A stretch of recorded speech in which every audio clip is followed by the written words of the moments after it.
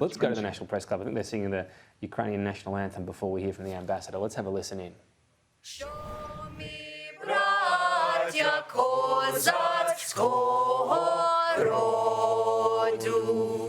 Душу й тіло ми положим за нашу свободу і покажем, що ми браття козацького роду. Слава Україні! Героям слава!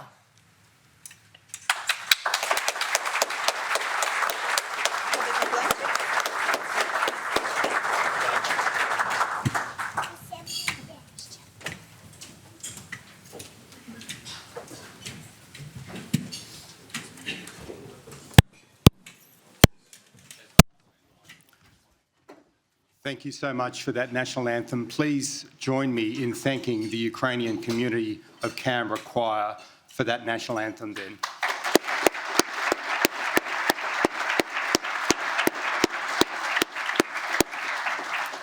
A special thank you also, I think, to the youngest member of that choir who was so impressive there, holding it together on stage. So wonderful to see you here today. Thank you again. Now to our guest speaker. Vasyl Myroshnychenko arrived in Australia as the Ukrainian Ambassador in the months after the February 24 invasion. He has a background in the private sector and in the non-government sector, including as a co-founder of the Ukraine Crisis Media Centre that amplified the voice of Ukraine at the time of the annexation of Crimea in 2014. Now, that's a moment when many Ukrainians believed the war began. His background includes 6 years as partner at CFC Big Ideas, a Kyiv-based strategic communications company, and he's well known in the business sector in Ukraine. And that career came after his studies in international relations in Kyiv and a master's from the London School of Economics.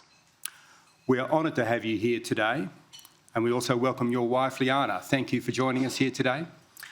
I can tell you also that we have many guests in the audience, and I'd like to name them and mark our appreciation that they're here. The High Commissioner of the United Kingdom, Vicky Trudell, lovely to see you here.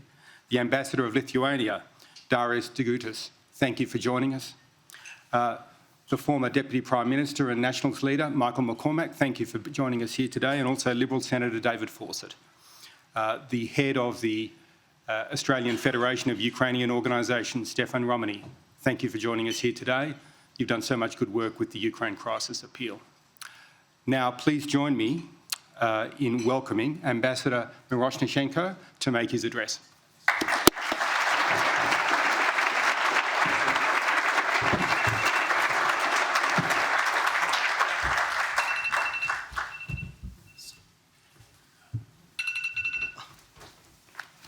Sorry about that.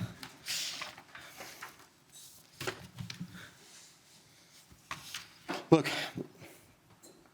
let me please start with acknowledging the indigenous people of this land, the Ngunnawal people. I pay respects to their elders, past, present, and emerging. That may we be honored to learn from their thousands years old culture. It's a strange task to talk about this 1 year of a full-fledged Russian invasion. I'm asked to somehow soberly comment on what that unprovoked, illegal, and immoral war has wrought on Ukraine and the world, and what it has taught us, what the current situation is after 12 months of Ukraine's defense, and what may happen in the future. However, for a very proud Ukrainian who has had the honor of representing his country here in beautiful Australia for the past 11 months, it is hard to lay aside the emotions one feels about this horrible anniversary. But such is my task, to contain the hurt and the horror one holds in his heart for one's countrymen, and share some thoughts that aim to assure you of a singular key aspect: that Ukraine must win, and that Ukraine will win. Ladies and gentlemen, dignitaries, members of the Parliamentary Press Gallery, so many of whom I have now met and come to admire. It has been 365 days since a neighbouring state made the fatal mistake of invading my country. Their rationale has changed with the seasons, but rest assured it was not to ward off the threat of NATO, not to defend the interests of Russian-speaking people, many of whom fill the ranks of Ukraine's military, not to denazify a country led by one of the 2 Jewish presidents in the world, and not to somehow reunite historic lands. Indeed, Ukraine has a sovereign history since the 10th century, predating Moscow. Rather, the invader's motive is revealed by its homicidal tactics: to destroy Ukrainian society and culture, and to create a new colony and outpost for the criminal enterprise. The full-scale invasion is a modern, mechanized, and murderous version of old-school imperialism and mafioso mentality. Tsarism meets Scarface, a horrific throwback to an era everyone thought over. As a result, for the past 365 days, my countrymen and women have suffered senseless killings, brutal rapes, and barbaric torture. 365 days in which we have seen the names of our suburbs and cities like Irpin, Bucha, Kramatorsk, Izum, Dnipro have become synonymous with war crimes and atrocities. 365 days that we have endured air raid sirens screaming across our sophisticated cities, missiles made to destroy the battleships flying toward our homes. 365 days in which thousands of schools, hospitals, churches, museums, sports facilities, the infrastructure of well-being and community have been intentionally destroyed by enemy attacks. 365 days where 14 million people, the equivalent of more than half of Australia's population, have been made homeless and millions of families separated in what can be called a genocide by displacement. 365 days since the start of systematic filtration operations, the detentions, deportations, and disappearances which have robbed Ukrainians of their freedom and their lives. 365 days since we took our young son to his beloved Shevchenko Park in Kyiv. The kids' playground, which was destroyed by the Russian missile. And it's also 665 days